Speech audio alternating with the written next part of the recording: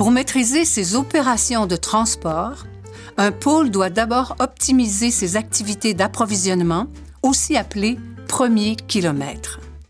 Ce segment est important puisqu'il est le lieu d'échange entre les producteurs et le pôle.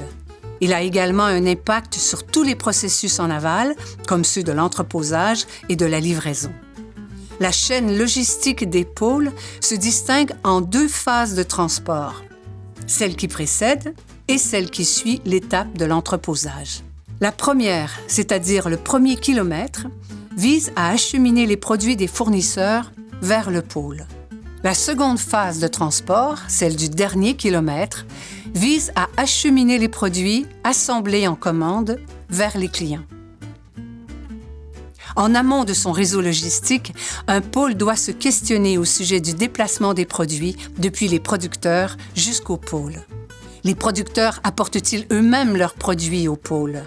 Le pôle opère-t-il lui-même son propre service de transport? Utilise-t-il les services d'un sous-traitant? Chaque modèle d'opération présente ses avantages et limites spécifiques, et la bonne réponse dépendra des conditions et des offres spécifiques de chacun. Le choix judicieux du véhicule est primordial. Afin qu'il soit optimal, il faut considérer le type du véhicule, les coûts d'utilisation et la nécessité ou non de la réfrigération. La capacité totale du véhicule aura un impact majeur sur le type de tournées qui seront organisées. Par exemple, un véhicule parfaitement adapté au dernier kilomètre pourrait avoir une capacité de charge trop faible pour le premier kilomètre. La polyvalence du véhicule est donc recommandée. Lorsque le produit et le moyen de transport sont connus, il reste à organiser efficacement le transport. D'abord, il est important de recenser les contraintes, telles que les horaires des producteurs et la capacité du véhicule, afin de s'assurer qu'elle ne soit pas dépassée durant la tournée de cueillette planifiée. Des outils peuvent aider à calculer des trajets optimisés en fonction des contraintes de temps et de volume.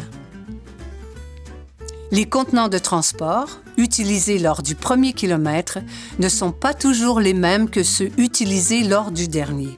Ils sont habituellement plus gros, ils nécessitent davantage de manipulation en vrac avec des équipements mécanisés. Toutefois, il est possible qu'un seul contenant convienne aux besoins du premier comme du dernier kilomètre. Pour conclure, voici les bonnes pratiques à adopter afin d'organiser un transport efficace lors du premier kilomètre. Choisir adéquatement l'opérateur du transport, comparer les différentes options afin de choisir le meilleur véhicule, organiser de manière optimale les tournées de cueillette en tenant compte du temps et du volume, sélectionner les bons contenants à utiliser. Bien sûr, aucune de ces décisions ne devrait être prise sans un important dialogue avec les producteurs.